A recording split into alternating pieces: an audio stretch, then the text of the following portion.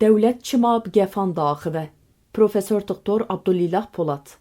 Dema ku devlet an rayadarên siyasî bi zimanê gefan daxivin, eger hûn berdewam bikin, çekan bikarbînin, hûn ê heman bersivê bibînin, bi tawîz an bi zorê, ev ji bo ewleyiya me ye, gelek kes van peyaman wekî nûçeyên siyasî fêm dikin.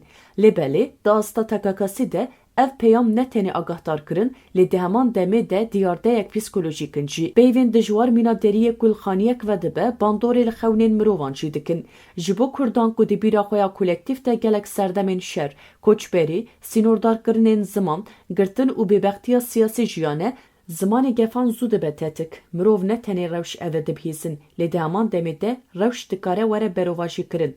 Di psikolojiyê de rewşên tehdîtkar, her gav pergala alarmê ya mêjî, parastina li dijî xetereyê çalak dikin. Ev pergal li ser wê texmînê ye ku mirov hewcene dema ku xeterî hebe biryarên bilez bidin. Lê belê rewşa civakiya heyî nîşan dide ku peyama xeteriyê pirî caran domdar e, ne bi çend keliyên kurt ve sînordar e. Dema ku me tirsî dibe peyamek rojane, mêjî şert dibe ku her tiştî wekî gef bibîne. Di encamê de mirov bêhtir dibin mêldarên li benda ya herî xirab, ew li nûçeyên baş digerin, li ser telefonê li benda nûçeyên xirab dimînin û ji ber netewe yan nasnameya xwe bi fikar an hirs şiyar dibin. Ev şertkirin bi taybetî ji bo Kurdan dijwar e, ji ber ku zimanê gefê pirî caran ne tenê di çarçoveya pêvçûnên çekdarî de deşîrove kirin. Di gelek rewşan de ew wekî gefek li ser nasnameyê de hîs kirin. Dema ku peyvên teror, metirsî û ewlehî bi navên kom û herêmên Kurdî re têne gotin, gelek kes ji xwe dipirsin. Ma ez jî gumanbar xuya dikim. Ev hest wekî gefek li ser nasnameyê tê zanîn û dema ku kesek hîs dike ku nasnameya wê barek e, ew dikeve rewşa gumanê, rewşa xetereyê. Mirov her gavê naxwazin li ser tê gêiştina TKK'sî bifikirin. Lê gef wan neçar dike ku wê bikin. Niha pirsa sereke ev e. Çima dewlet vî zimanê gefê hildibijêre? Em nikarin bi bêbawerî niyetên dûrînî yên kesan teşhîs bikin, lê em dikarin armancên psikolojîk ên vê forma siyasî jî bibînin.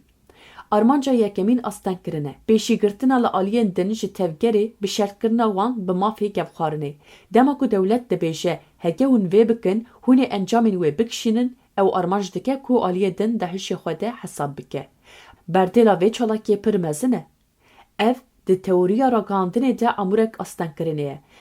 Lê belê şertê vê yekê ew e ku peyam tenê li ser şert û mercên gefek rastîn disekine, hege peyamber fireh bibe da ku kom û nasnameyan bi gelemperî bigire nav xwe, şert û mercên ji bo gevxwarina civakê jî zêde dibin. Ku dibe şertek ji bo radikalizasyonê yan bidawîbûna diyalogê. Armanca duyemîn îşaret kirine. Nîşandana hêz û kontrolê hem li hundir hem jî li derve. Li hundir peyama em dibin kontrolê dene, dibe ku ji bo hin kesan aştiyê biafrîne. Lê ji bo yên din tirsê zêde dike. Li derve peyama em bi biryarin dikare ji aktorên navneteweyê re bêje. Em di vê mijarê de bi biryarin. Ji hêla psikolojîk ve îşaretkirin şertek desthilatdariyê ye.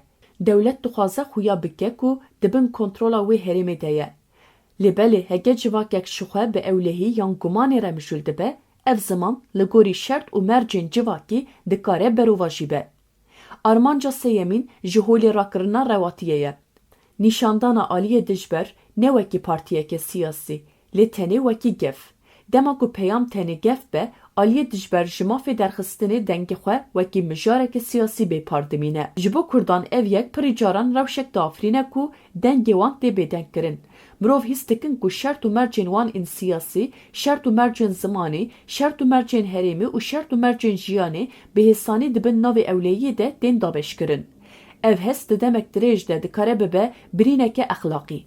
Birîneke psikolojîk dibe sedem ku mirov hîs bikin ku ev nerast û adil e. Dibe sedema bêhêvîtiyê yan hêrsê. Hemû ev rewşên psikolojîk encamên cûr bi cûr li civaka Kurd girantir dikin. Pêşîn xwe sansûr, mirov ji çêkirina tengasiyê xwe qedexe dikin.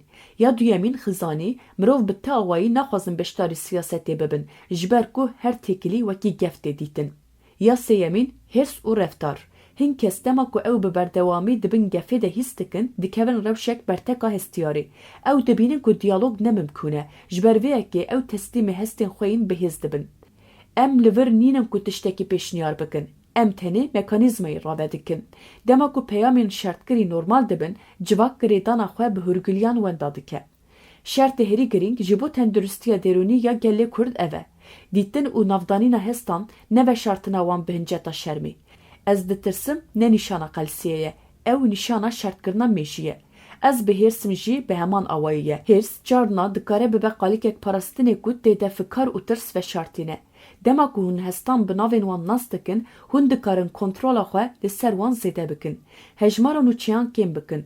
Ji bo xwe demek bêdeng biafrînin. Bi ewlehî, bi malbat û hevalan re biaxivin û heke nexweşiyên xewê, êrişên panîkê yan bîranînên travmatîk berdewam bikin, alîkariya pisporan werbikirin.